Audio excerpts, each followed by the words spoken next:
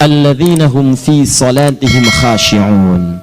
Syarat pertama, kalau ingin mendapatkan surga Firdaus tadi dan kebahagiaannya diturunkan ke bumi, dibawa sampai mati, masuk ke alam kubur lebih bahagia lagi, maka amalan pertama untuk melatih menguatkan iman itu, coba berlatih untuk menunaikan sholat dengan khusyuk. Kalau Anda kerjakan benar sholat ini, maka apa yang Anda dapatkan? Teman-teman ingat betul, saya mau tanya sebentar. Keabadian yang abadi disebut dengan sa'id. Kalau kita ingin turunkan ke dunia percikannya kita dapatkan, usahanya disebut dengan apa? Masih ingat? Aflah itu kalau didapatkan, kata dasarnya apa tadi? Falahun. Lihat baik-baik. Kata Allah dalam Al-Quran tadi, kalau ingin mendapatkan falahun, amalan pertama sholat. Makanya ketika dipanggil sholat, kalimat falah dilekatkan pada panggilan sholat. 5 kali diingatkan. Begitu muadzin kemudian azan memanggil Anda, hayya 'alas shalah. Anda bertanya, ya Allah kenapa kami mesti sholat? Dijawab, hayya 'alal falah. Yuk, pagi yuk. Yang sejati datang sini. Belum dapat sujud, belum dapat ruku, saya berikan. Makanya ketika orang sholatnya benar, dia akan mendapatkan 5 keutamaan. Saat di dunia nih, belum ke akhirat, 5 keutamaan yang tidak diberikan pada orang yang tidak sholat. Atau orang sholat tapi sholatnya nggak khusyuk. Sebab syarat mendapatkannya khusyuk. Alladzina hum fi sholatihim khasyi'un. Bukan alladzina hum fi sholatihim saja, tapi ada kalimat khasyi'un. Artinya yang tidak khusyuk saja nggak akan dapat, apalagi yang nggak sholat. Apa yang 5 ini?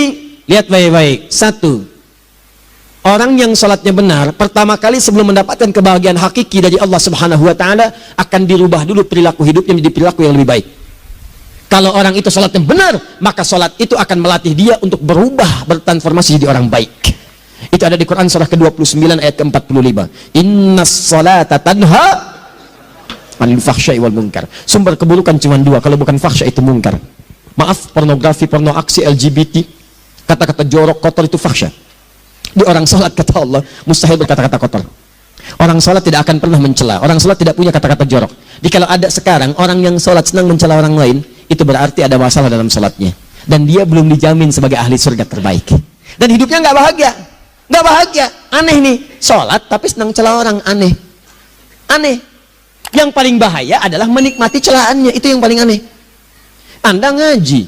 Anda ikut taklim. Taklimnya sesuai Quran. Taklimnya petunjuk sunnah. Anda sholat, anda puasa. Tapi Anda masih senang mencela orang lain. Dan menikmati celahan itu. Kalau nggak mencela, kayaknya nggak komplit kehidupan. Maka ada yang salah dengan ibadah Anda. Ada yang keliru. Karena mustahil taat bertemu dengan maksiat. Itu mustahil. Mungkar, keburukan yang diingkari oleh hati. Sumbernya nafsu perut dengan akal. Bohong, mencuri, menipu, membunuh, merampok, membegal, mabuk dan sebagainya. Itu namanya mungkar. Orang sholat gak mungkin mengerjakan mungkar. Jadi kalau sholat kita benar, cukuplah Anda sholat, maka Anda akan jadi orang baik. Makanya kata Nabi, Anda punya anak dari kecil ajarin sholat. Sholat kalau naik jadi balik, kerjakan terus. Kasih pelajaran membuat dia mengerti. Kalau masih susah, berikan pelajaran. Ini sering diterjemahkan dengan memukul. Mukul di Arab beda dengan konteks mukul sekarang. Mukul di Arab tuh ngasih pelajaran supaya ngerti. Anda bisa terjemahkan dengan konteks lain. Uang jajannya tahan, yang kesukaannya simpan dulu. Bisa dengan konteks kekinian. Tapi poinnya, kenapa anak Anda dari kecil ajarin sholat, sampai kenalkan dengan masjid, ajari 3 tahun bawa ke masjid, kenalkan dengan masjid. Gak ada masalah lari-lari itu sebelum waktu sholat. Kenalkan dulu. Dulu orang-orang tuh begitu, sebelum waktunya dikenalkan jalan, begitu lari biarin dulu. Setelah itu diberi pengertian. Nah, ini bukan tempat berlari, yang berlari di sana nanti, yang di sini nanti akan ada orang-orang baik semuanya. Terus anda lihat berbaris, baris rapi. Kalau pengen baik ikutan baris nanti. Terus nanti ada yang mimpin di depan, namanya imam. Imam itu siapa ya? Tetangga kita bukan yang Pak Imam, bukan. Nah, kalau tetangga kita namanya Imam S. Arifin. Kalau yang ini imam sholat namanya. Imam sholat itu nanti akan pimpin menyembah Allah. Allah siapa ya? Allah itulah yang memberikan ayah rizki. Allah itu yang memberikan ayah rizki sehingga bisa beli tobot buat kakak. Beli robokar poli. Ini yang poli, ini yang embros, ini yang heli. Ini dulu kakak semuanya tuh. Yang kasih Allah. Nanti kalau kakak bagus bisa ikut rapi di sini. Allah akan senang, akan ditambah lagi oleh Allah. Oh begitu ya. Datang. Begitu caranya. Ini bukannya waktu sholat belum dikenalin, tadi bawanya main-main di masjid. Bahkan ada yang agak repot lagi, di rumahnya susah diatur, dibilang, kamu ini susah diatur, main sana ke masjid, disuruh main, ya main di masjid. Yang salah bukan anaknya, orang tuanya. Apa rahasianya anak itu disuruh ke masjid, suruh sholat? Rahasianya, begitu anak itu sholat dengan baik, maka dia akan tumbuh jadi anak baik di kemudian hari. Itu maksudnya. Nah, sekarang saya agak bingung ini, pendidikan TK sekarang salah sih? Enggak, cuma saya agak bingung mikirnya. Ini anak belum diajarin sholat, udah diajarin manasik. Itu bagaimana cara berpikirnya Ferguson? Agak repot saya mikirnya tuh. Ya, walaupun salah sih enggak, cuma saya bingung gitu. Kenapa nggak dikerjakan tahap yang pertama dulu? Tangga itu kan berurutan, nggak bisa Anda lompat langsung ke 5. Kan 1, 2 belum terlewati. Jelas ya? Nah, ini gambarannya. Sholat nih, 1 pasti baik. Jadi kalau sekarang sholat, lisan belum baik, mata belum baik sampai ke kaki, berarti ada yang salah sholatnya tuh. Ada yang nggak tepat. Tangan sembarangan, snack orang ngambil.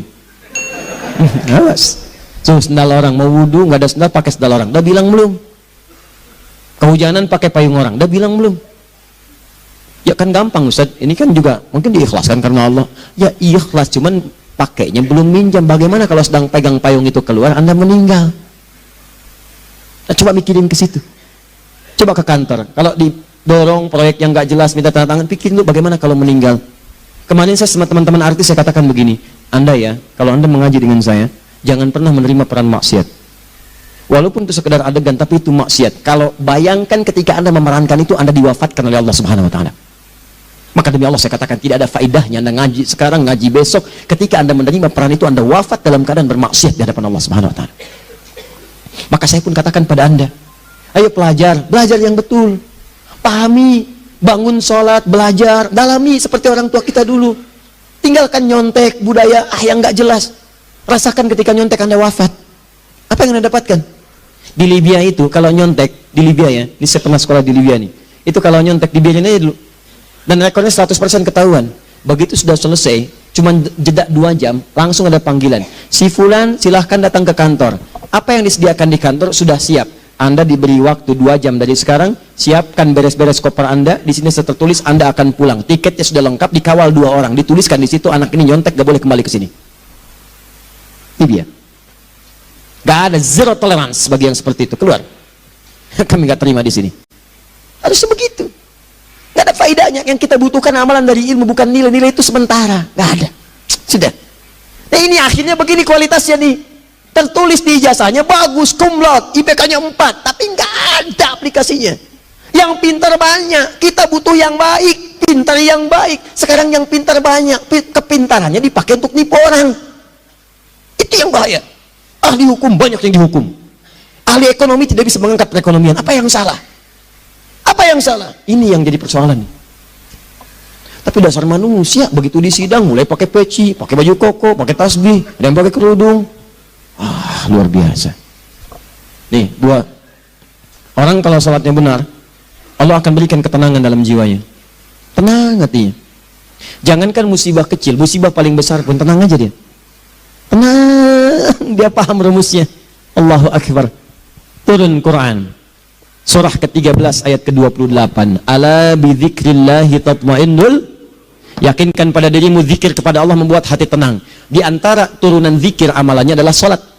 Dari mana taunya Quran surah ke-20 ayat ke-14?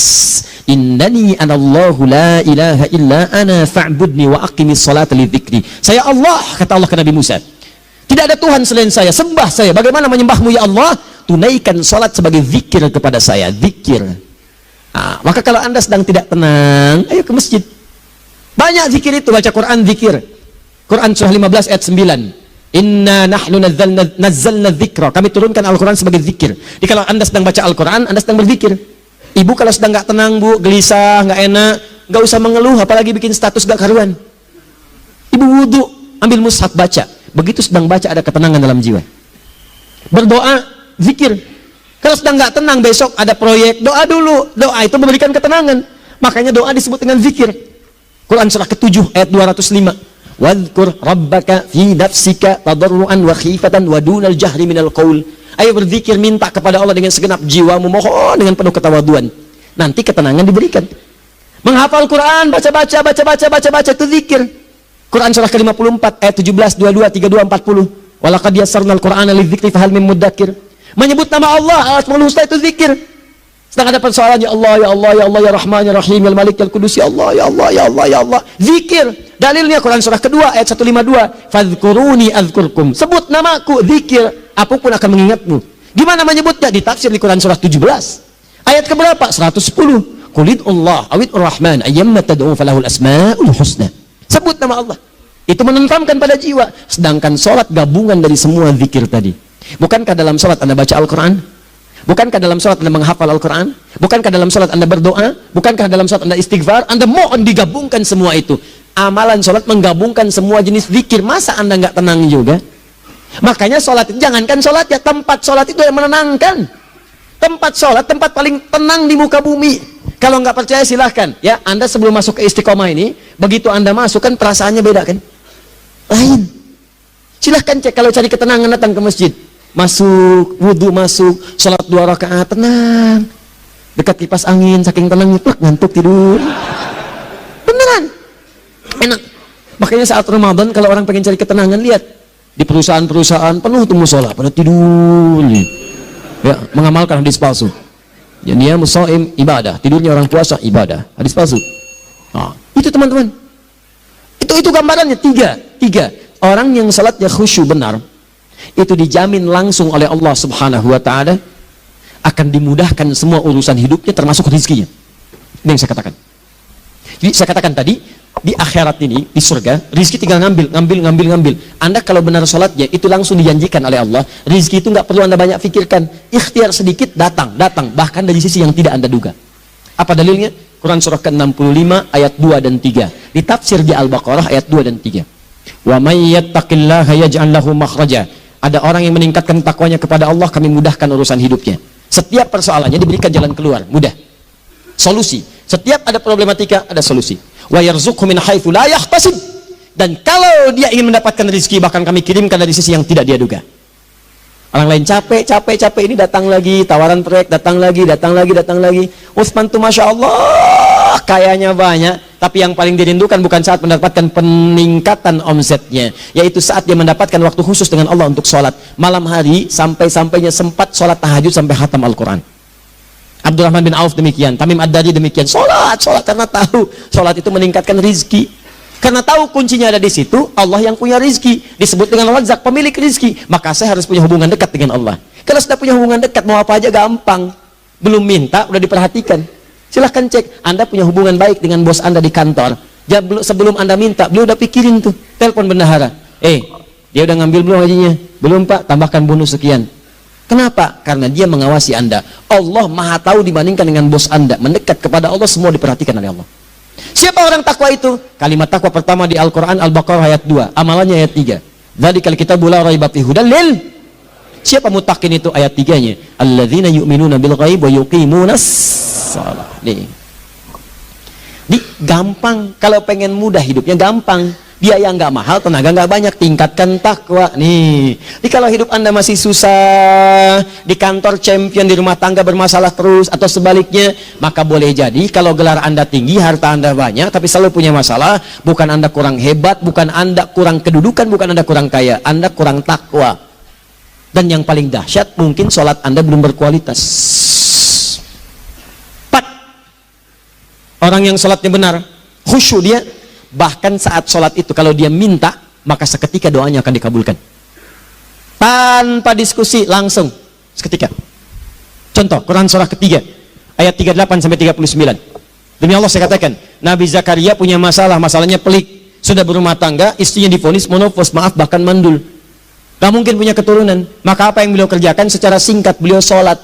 Begitu sholat minta kepada Allah. Hunalika da'a Zakaria rabbah. Di mihrab itu beliau bermohon kepada Allah, bermohonnya sambil sholat. Qala rabbi habli min ladunka dzurriyyatan thayyibah innaka sami'ud du'a. Ya Allah, mereka katakan saya nggak mungkin punya keturunan. Sekarang saya ingin katakan, ya Allah, saya hanya minta darimu saja, saya nggak akan dengarkan mereka. Ya Allah, mohon Engkau maha mendengar, ya Allah. Maha mendengar doa saya. Kalau kepada yang maha mendengar aja nggak mengabulkan, kepada siapa lagi saya mesti minta? Apa yang terjadi? Fanadatul malaikat wa huwa qa'imun yusalli fil mihrab. Turun malaikat mengabarkan sedangkan beliau masih sholat, belum selesai dalam sholatnya. Sholat khusyuk itu belum selesai sholat aja dikabulkan, doa sudah turun. Sholatnya belum selesai, doa sudah dikabulkan.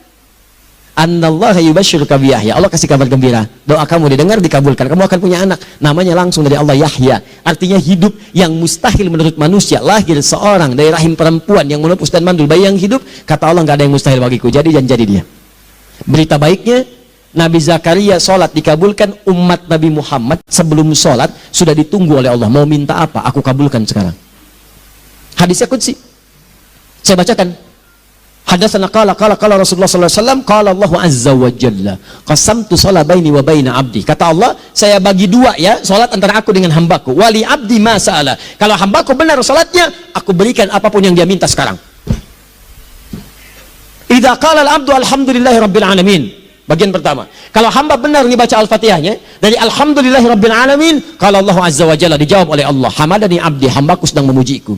Wa idza qala ar-rahmanir rahim, jika hambaku berkata ar-rahmanir rahim, kalau Allah azza wa jalla asna alayya abdi, hambaku sedang menyanjungku. Wa idza qala maliki yaumiddin, kalau Allah azza wa jalla majjadani abdi, kalau hambaku mengatakan maliki yaumiddin, kata Allah, hambaku sedang mengagungkanku. Perhatikan sekarang.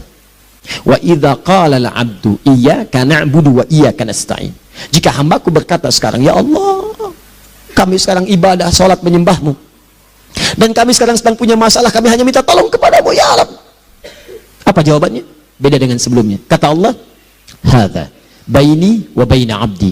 Inilah perjanjian antara aku dengan hambaku. Wali abdi, kalau hambaku benar khusyuk sholatnya sampai detik ini, baru sampai Al-Fatihah itu pun belum tuntas. Baru sampai Al-Fatihah itu pun belum tuntas. Kalau benar bacaannya, betul sholatnya dari takbir sampai dengan selesainya, sampai ayat itu, iyyaka na'budu wa iyyaka nasta'in, kata Allah, masalah apapun yang dia minta sekarang, aku akan kabulkan. Besok saya kasih rahasia. Yuk, yang di KBP. Ada awal pembuka di awal sebelum Al-Fatihah yang kalau Anda benar bacanya, itu pengantar kepada pengabulan doa di Al-Fatihah. Apa itu? Besok. 5. Yang kelima ini yang paling diharapkan, dan ini penutup dalam kajian kita malam ini. Teman-teman sekalian, perhatikan baik-baik. Jika Anda benar mengerjakannya, maka Allah akan jamin langsung Anda akan mendapatkan kesuksesan dan kebahagiaan di semua aktivitas Anda. Kalau jadi suami, suami yang sukses, rumah tangga yang bahagia. Kalau jadi pegawai, pegawai yang sukses, dan di kantor bahagia. Masih ingat? Kesuksesan yang menghadirkan kebahagiaan, konteksnya dunia disebut dengan falah, dipegang disebut dengan aflah. Dikembalikan lagi ke atas, ke surah ke-23 ayat 1 dan 2. Qad aflahal mu'minun. Apa amalannya? Alladzina hum fi salatihim khashi'un. Persoalannya, kalau Anda salat belum mendapatkan satu di antara 5 ini, apa masalahnya? Pertama masalahnya, kata Al-Quran, boleh jadi yang salat itu belum khusyuk. Apa itu khusyuk? 2 maknanya, dan saya tutup di sini. Apa yang 2 itu? 1, kebanyakan orang salat masih membawa dunia dalam salatnya. Makanya kalau pengen khusyuk, kata Allah, maka Anda rasakan akan bertemu Allah. Rumusnya Quran surah kedua ayat 45 sampai 46. Rasakan secara singkat, mungkin itu sholat terakhir yang Anda akan kerjakan dalam kehidupan. Mungkin di sholat itu Anda wafat. Kata Allah, alladzina yadhunnuna annahum mulaqu rabbihim. Orang khusyuk itu sudah kelihatan dari sebelum sholat, dia sudah merasa persiapan menghadap Allah. Persiapan ke manusia aja, dia sudah siap-siap, mandi dulu, ganti pakaian, pakai parfum, macam-macam dan sebagainya, hanya memenuhi undangan manusia. Allah mengundang Anda 5 kali dalam sehari. Ya maaf, mengabulkan doa Anda, mencukupkan kebutuhan, menyembuhkan kalau sakit, disiapkan Anda. Harusnya apa? Penampilan sempurna. Kata Quran, orang khusyuk itu kelihatan sebelum sholat, pakaiannya kelihatan. Quran surah 7 ayat 31, ya bani Adam khudhu zinatakum inda kulli masjid. Hai anak cucu Adam, kalau tiba panggilan dari masjid, kenakan pakaian terbaikmu. Di anak cucu Adam tuh kelihatan. Kalau orang khusyuk, begitu azan kelihatan pakaiannya lain. Pakaiannya indah. Khudhu zinatakum, kenakan pakaian terbaikmu. Dipakai, bertemu Allah, bertemu manusia aja pakaian bagus-bagus. Ini aneh ya, ada orang salah ibadah aja, orang salah ibadah pakaiannya bagus-bagus. Lihat nih hari-hari tertentu, besok tuh orang mau ke tempat masing-masing tuh, ada yang pakai jas, pakai dasi, pakai batik, pakai kebaya, anaknya dibawa, dikuncir 2, bawa manisan macam-macam. Mau salah ibadah aja tampilan bagus. Masa antum yang benar ibadahnya nggak bagus? Bedakan pakaian futsal, pakaian sholat ganti dengan yang sholat. Ini gimana pakaian sholat pakai pakaian futsal? Depannya gambar Messi, belakang Ronaldo. Repot. Malaikatnya juga bilang, kamu salah baju, harusnya Luka Modric.